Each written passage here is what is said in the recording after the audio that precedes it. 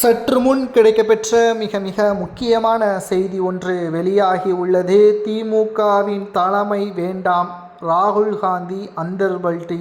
பீகாரில் நடைபெற்ற சட்டசபை தேர்தலில் படுதோல்வியடைந்த இந்தியா கூட்டணி தமிழகத்திலும் திமுக படுதோல்வி அடைந்துவிட்டால் நிச்சயமாக ஒட்டுமொத்த ஆதரவுகளையும் இழக்க நேரிடும். இதனால் தமிழகத்தில் அடுத்த செல்வாக்கான கட்சி எது என்பதை நன்கு உணர்ந்த ராகுல் காந்தி தமிழக வெற்றி கழகத்தின் தலைவர் விஜய் அவர்களுடன் தொலைபேசியில் பேசியுள்ளார்.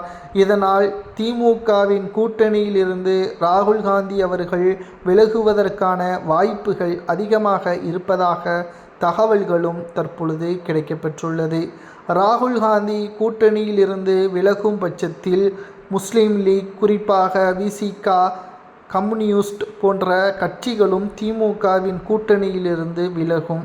அப்படி விலகினால் திமுக எதிர்க்கட்சி அந்தஸ்தை கூட இழக்க நேரிடும். ராகுல் காந்தியின் இந்த அந்தர்பல்ட்டியால் என்ன செய்வதென்று தெரியாமல் அதிர்ச்சியில் ஸ்டாலின் அவர்கள் இருப்பதாக தகவல்களும் தற்பொழுது கிடைக்கப்பெற்றுள்ளது. கடந்த 2021 முதல் 2026 வரை திமுக ஆட்சி அதிகாரங்களில் மக்களுக்கு நன்மை செய்திருந்தால் இந்த பிரச்சனை வந்திருக்காது.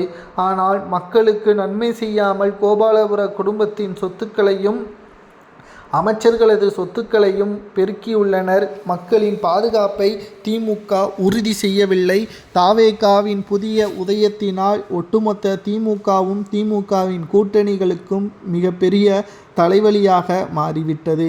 பீகாரில் நடைபெற்ற சட்டசபை தேர்தலின் பொழுது ஸ்டாலின் அவர்கள் இந்தியா கூட்டணி சார்பாக பீகாருக்கு சென்று பிரச்சாரங்களை மேற்கொண்டார். இந்தியா கூட்டணி வெற்றியடைய வேண்டும் என்று. எந்த நேரத்தில் ஸ்டாலின் பீகாருக்கு சென்றாரோ கிட்டத்தட்ட 20 தொகுதிகளை கூட கைப்பற்ற முடியாத நிலைமை உருவாகியுள்ளது. அதிலும் காங்கிரஸ் 6 தொகுதிகளை மட்டும்தான் வெற்றியடைந்துள்ளதாம். தமிழகத்தின் நிலைமை காங்கிரஸ் இதைவிட பல தோல்விகளை தழுவும் திமுகவின் கூட்டணியில் இருந்தால் என்ற தகவலையும் நம்மால் பார்க்க முடிகிறது.